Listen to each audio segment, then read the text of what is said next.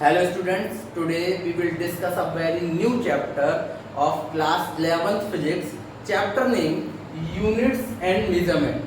So without any further delay, let's start the video.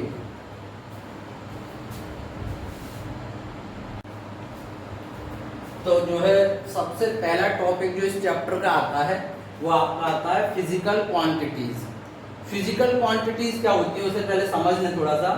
All the quantities in terms of which law of physics are described and whose measurement is necessary are called physical quantities। यानी कि वो सभी की सभी quantities जिनके terms में physics के law को डिस्क्राइब किया जा सके। जैसे हम कह सकते हैं कि फिजिक्स के लॉ में भाई मास भी आता है, उसमें वेलोसिटी भी आती है, एक्सेलरेशन भी आता है, जो आपने 9th और 10th में पढ़ रखा है।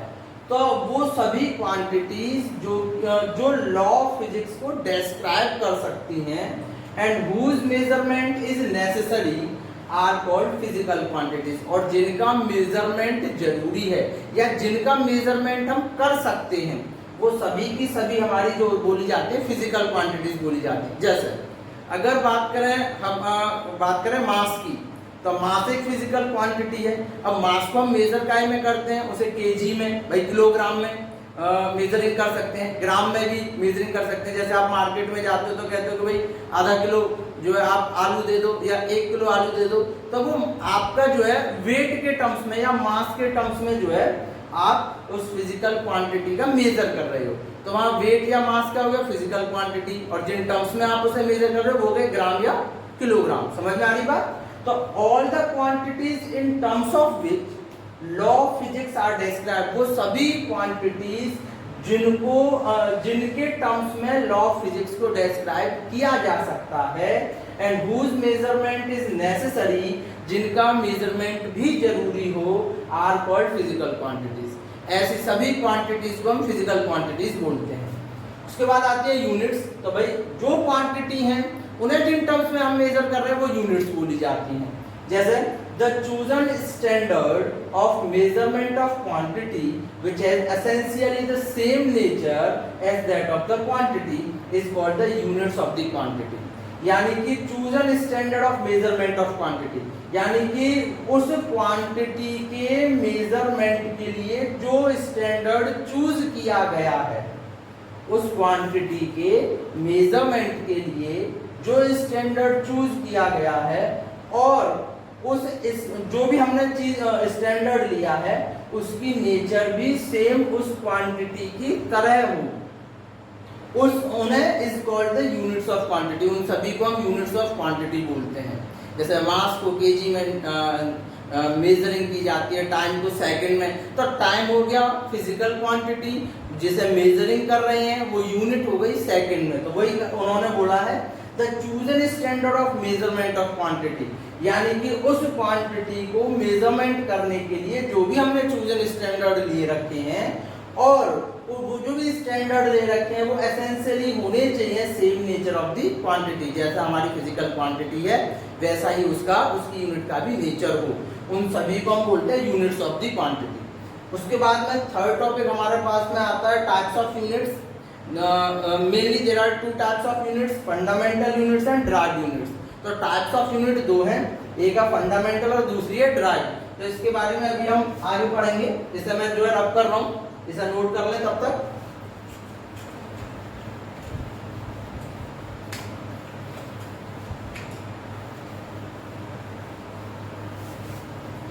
तो फंडामेंटल यूनिट्स की बात करें, फंडामेंटल यूनिट्स होती हैं fundamental units those units which cannot be derived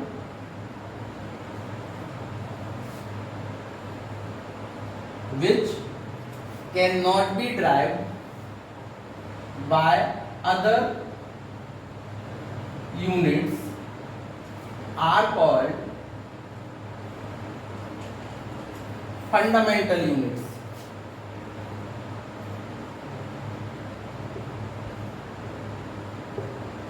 यानी कि वो यूनिट्स जो दूसरी यूनिट से बनाई न जा सकें, वो यूनिट जो किसी दूसरी यूनिट से जो ड्राइव न की जा सके, उन्हें हम फंडामेंटल यूनिट्स बोलते हैं।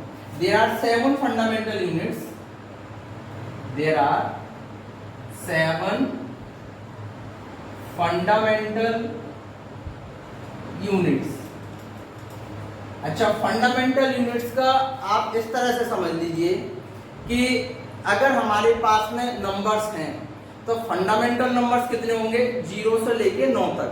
वो उन नंबर्स के मतलब उससे हम आगे के बहुत सारे नंबर बना सकते हैं, लेकिन 0 से 9 तक की जो डिजिट हैं वो फंडामेंटल नंबर हो गए, यानी कि उन नंबरों की हेल्प से हम जो आगे की डिजिट बना सकते हैं। सेम अगर फंडामेंटल एल्जेब्रिक न्यूमरल्स बोले जाएं तो वो आपके ए से लेके जेड तक हैं, ठीक है, उनकी हेल्प से आप नए नए वर्ड बना सकते हो। तो हर एक चीज की एक फंडामेंटल यूनिट जरूर होती है। जैसे नंबरों में हमारे पास में 0 to 9, अगर ABCD की बात करें तो A to Z, ठीक है ना, वैसे ही सेम फिजिक्स की जो फंडामेंटल यूनिट्स है वो केवल 7 है, ठीक है।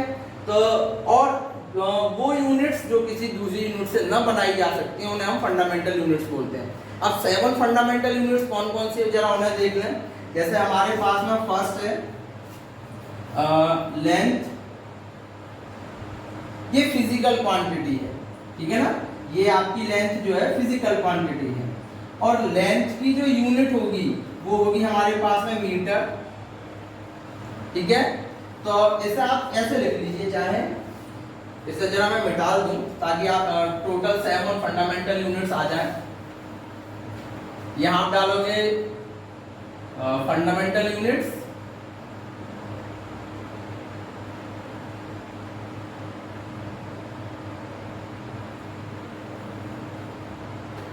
डालोगे फंडामेंटल क्वांटिटी या फिजिकल क्वांटिटी।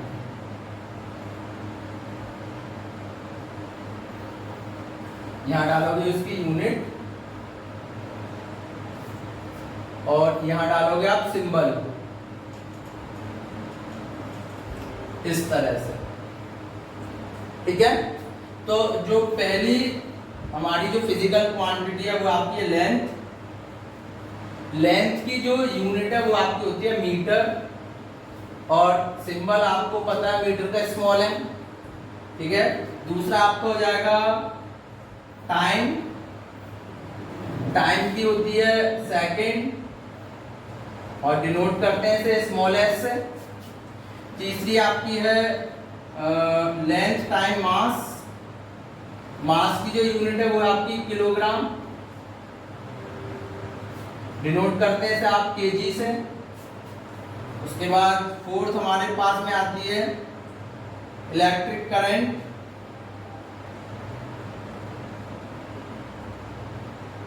इलेक्ट्रिक करंट आप मेजरिंग करते हो एम्पियर से, और सिंबल है इसका कैपिटल ए। उसके बाद नंबर 5 पे आपकी जो फिजिकल क्वांटिटी है वो आपकी आती है लेंथ हो गया, टाइम हो गया, मास हो गया, इलेक्ट्रिक करंट हो गया, टेम्परेचर। टेम्परेचर की जो यूनिट है वो आपकी आती है केल्विन, इसे कैपिटल के से डिनोट करते हैं। उसके बाद छठा हमारे पास में आता है टेम्परेचर के बाद में इंटेंसिटी ऑफ लाइट या ल्यूमिनस इंटेंसिटी।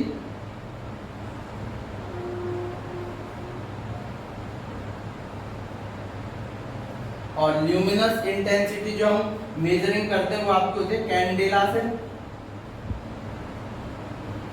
ठीक है।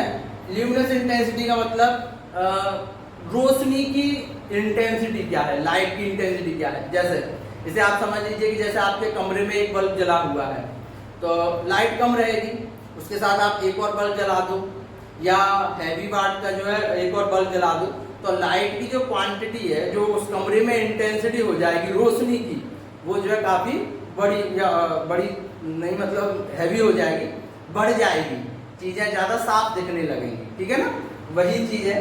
और लास्ट जो हमारे पास में फंडामेंटल यूनिट आती है वो आपकी आती है अमाउंट ऑफ सब्सटेंस,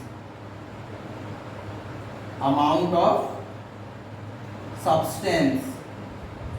तो 7 जो अमाउंट ऑफ सब्सटेंस है उसे हम बोलते हैं मोल से डिनोट करते हैं। या आपने केमिस्ट्री में भी पढ़ा रखा होगा, जो है 10th में है, फिजिक्स में तो नहीं है 10th में, लेकिन केमिस्ट्री में 10th में है एवोगैड्रो नंबर और मोल जो है, ठीक है ना। तो ये हमारे पास में 7 फंडामेंटल यूनिट्स हैं जो अपने में यूनिक हैं, इन्हें किसी दूसरी यूनिट से हम बना नहीं सकते, ठीक है ना। तो इसे आप नोट करें, उसके बाद हम आगे बढ़ेंगे।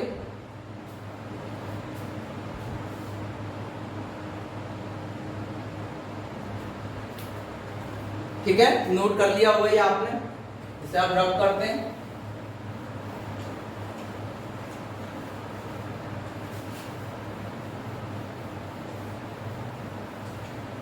उसके बाद में हमने फंडामेंटल के बाद दूसरी हमारी जो यूनिट आती है वो आती है derived units.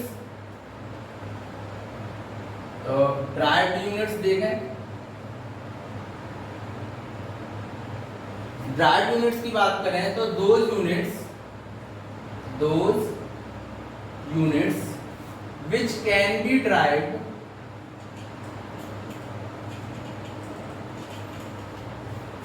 by other fundamental units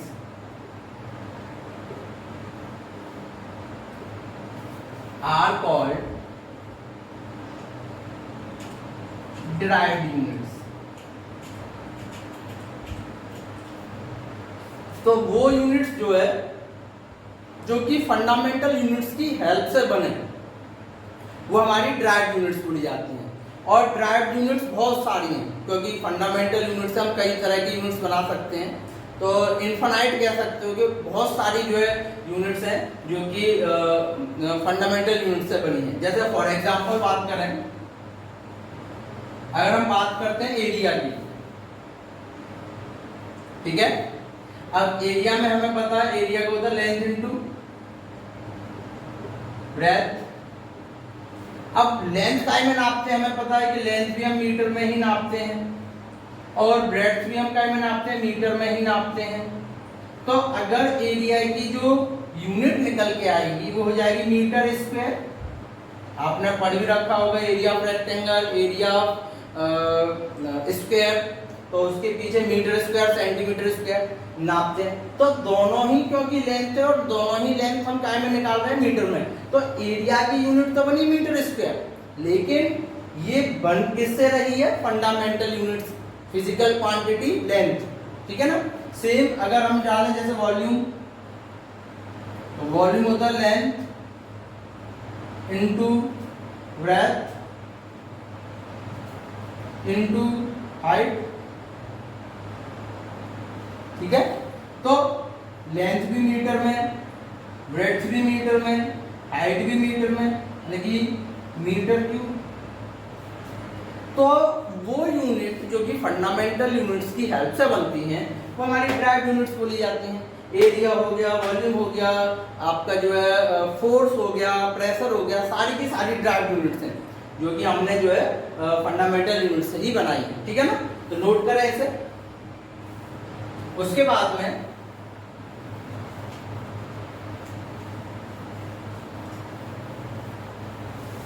next जो हमारे पास में आती हैं इन दोनों के बीच की, उसे हम बोलते हैं सप्लीमेंट्री यूनिट्स, ठीक है। जरा सप्लीमेंट्री यूनिट्स और देख लें।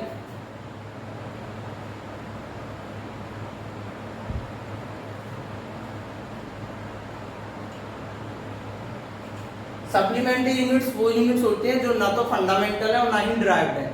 Those units which is not a fundamental units and not a derived units are called supplementary units, यानी कि दोनों के बीच की आप बोल सकते हो।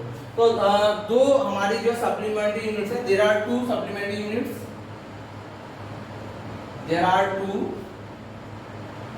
supplementary units।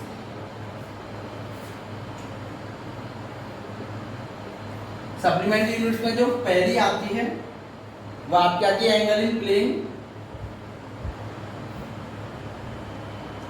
Angle in plane की बात करें, जैसे हमारे पास में कोई कागज का टुकड़ा है या कोई प्लेन ऑफ पेपर है, हमने उसमें से कोई पोर्शन काट दिया इस तरह से, ठीक है ना। तो ये जो एंगल बन रहा है ये इसकी रेडियस हो गई, ये होगी इसकी लेंथ ऑफ आर्क, ठीक है ना। तो उसे हम बोलते हैं जो वो एंगल जो प्लेन पे बन रहा है, एंगल इन प्लेन, ठीक है ना। इसकी जो यूनिट है वो आपकी होती है रेडियन। इसकी जो यूनिट है वो आपकी क्या है, रेडियन है, ठीक है ना। सीधे आप जो है रेडियन इसे लिख सकते हैं, या इसे आप डिनोट कर सकते हो स्मॉल आर ए से, रेडियन, ठीक है ना। उसके बाद में जो दूसरी आपकी आती है वो आपकी आती है एंगल इन सॉलिड।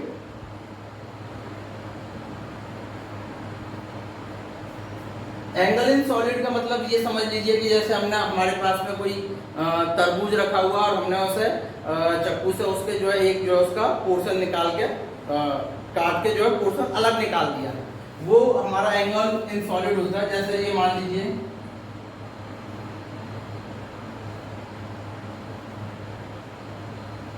इस तरह से ये हमारे पास में कोई एरिया दे रखा है,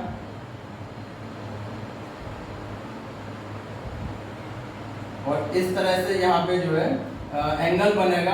ये हमारे पास में कोई एरिया दे रखा है, तो चाकू से काट को हमने जो है निकाल दिया है साइड से, तो वो जो एंगल होगा उसे हम बोलते हैं स्टीरेडियन। स्टीरेडियन एसडी। तो मेनली हमारे पास में जो है तीन जो है यूनिट्स हुई, एक फंडामेंटल यूनिट्स हो गई, दूसरी हमारे पास में ड्राइव यूनिट्स हो गई, और तीसरी हमारी सप्लीमेंट्री यूनिट्स।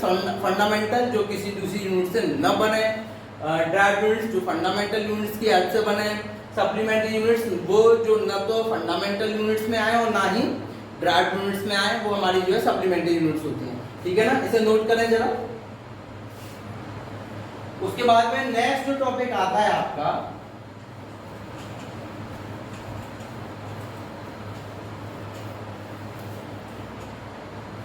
वो आपका आता है types of system of units. Types of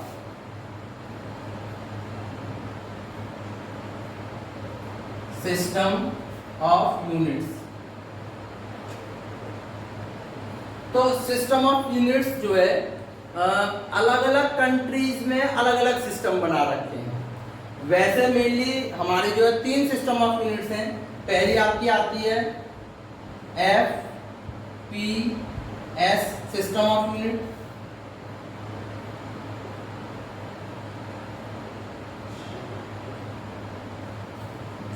एक हमारे पास में आती है CGS,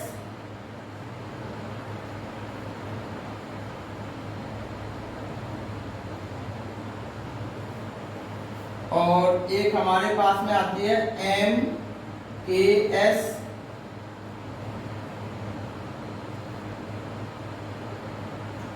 और एक और है हमारे पास में SI system of unit.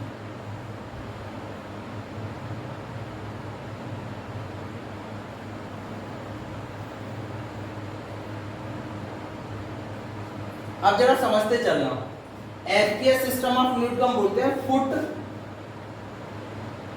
Pound, second. Foot हमारे पास में एज अ लेंथ की system of unit, P for pound या मास की सिस्टम ऑफ यूनिट, और S सेकंड की सिस्टम ऑफ यूनिट। तो हमारी कंट्रीज में फुट चलते हैं, सेकंड चलते हैं। भाई हमें पता है अगर आप जो है किसी की नापतोल करोगे तो वो या तो मीटर में चलेगी या फिर फुट में चलती है, लेकिन हमारी कंट्री में पाउंड नहीं चलते। पाउंड मतलब अप्रोक्सीमेटली 1 kg में 2 पाउंड होते हैं, ठीक है ना। 1 किलो में 2 पाउंड होते हैं, तो पाउंड हमारे यहाँ नहीं चलता है। ये यूरोपियन कंट्रीज में, जब अमेरिका में चलता है जो पाउंड, और सेकंड तो नॉर्मल आपका टाइम का पता ही है। तो एक हमारे पास में है फुट पाउंड सेकंड, दूसरे CGS centimetre gram second, centimetre gram second. ये हमारी जो है सेकंड सिस्टम ऑफ यूनिट है। सेंटीमीटर ग्राम सेकंड लेंथ की और छोटी यूनिट बोल सकते हो आप, सेंटीमीटर। ग्राम आपकी जो है मास की जो है छोटी यूनिट है, और सेकंड तो टाइम की है। और MKS होती है metre kilogram second, metre kilogram second. तो इस तरह से 3 सिस्टम ऑफ यूनिट है, चौथी भी बताऊंगा अभी। तो 3 एफपीएस सिस्टम ऑफ यूनिट, कई कंट्रीज में ये सिस्टम ऑफ यूनिट चल रही है, सीजीएस कई कंट्रीज में ये सिस्टम ऑफ यूनिट चल रही है, एमकेएस कई कंट्रीज में। जो हमारे देश में भाई हम मीटर में भी नापते हैं, फुट में भी नापते हैं, लेकिन हम जो है किलोग्राम में वेट को मेजरिंग करते हैं, ना कि पाउंड में या ग्राम में भी ले लेते हैं। ये हम कहते हैं 250 ग्राम या आधी किलो, इस तरह से। सेकंड तो नॉर्मल है ही टाइम की जो है। तो अलग अलग कंट्रीज ने अलग अलग सिस्टम ऑफ यूनिट्स जो है अपने माहौल के हिसाब से, अपने जो है सोसाइटी के हिसाब से मेजरिंग के लिए यूज कर रखी हैं। लेकिन उन सबसे ऊपर एक होती है एसआई, यानी इंटरनेशनल सिस्टम ऑफ यूनिट, ठीक है ना। एसआई का फुल फॉर्म है इंटरनेशनल सिस्टम ऑफ यूनिट। इससे जैसे रब करें पहले, उसके बाद मैं फोर्स का बताता हूँ। जो हमारे पास में फोर्थ है वो है एसआई, जिसे हम बोल सकते हैं इंटरनेशनल सिस्टम ऑफ यूनिट। तो इंटरनेशनल सिस्टम ऑफ यूनिट का मतलब इंटरनेशनली जो सिस्टम ऑफ यूनिट अप्लाई की जाती है उसे हम एसआई सिस्टम ऑफ यूनिट बोलते हैं। और इंटरनेशनली जो सिस्टम ऑफ यूनिट यूज हो रही है वो एमकेएस है, ठीक है ना। तो a system of unit which use internationally, a system of units which is used internationally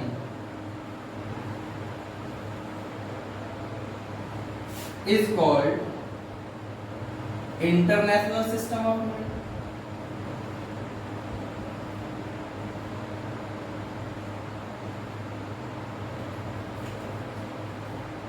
At present जो वर्तमान में इंटरनेशनल सिस्टम ऑफ यूनिट चल रही है, at present MKS system of unit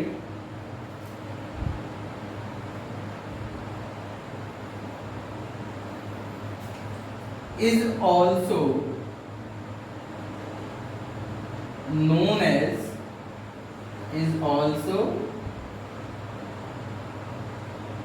as international system of unit.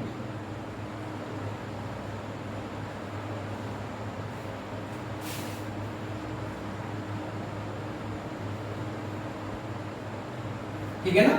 तो जो internationally use की जाए उसे इंटरनेशनल या एसआई यूनिट बोलते हैं। और एमकेएस जी एट प्रेजेंट में जो है हमारा जो है इंटरनेशनल सिस्टम ऑफ यूनिट है, ठीक है ना। तो आज हमने सबसे पहले पढ़ा फिजिकल क्वांटिटीज, फिजिकल क्वांटिटीज के बाद में उसकी पढ़ी यूनिट्स, उसके बाद टाइप्स ऑफ यूनिट्स में फंडामेंटल यूनिट, ड्राइव्ड यूनिट और आपकी सप्लीमेंट्री यूनिट। ड्राइव्ड यूनिट और फंडामेंटल 7 और derived units infinite, supplementary 2 radian और स्टेरेडियन। उसके बाद में types of system of unit में हमने 4 पढ़ी, वैसे तो नॉर्मली 3 है। एक आपकी एफपीएस फुट पाउंड सेकंड, दूसरी आपकी सीजीएस सेंटीमीटर ग्राम सेकंड, और तीसरी आपकी जो है एमकेएस मीटर किलोग्राम सेकंड। और इनके ऊपर एक एसआई जो इंटरनेशनली यूज करते हैं, ठीक है ना। तो आज के लिए इतना ही। इससे अपना नोट करें, अपनी बुक्स में नोट्स बनाएं, क्योंकि आप जैसे नोट्स बनाओगे उस हिसाब से आपको समझना बेहतर हो जाता है, क्योंकि आप अपने हाथों से खुद लिख रहे हो, ठीक है ना। और अगर कोई प्रॉब्लम हो तो आप कमेंट कर सकते हैं, ठीक है ना। आज के लिए इतने, गुड डे।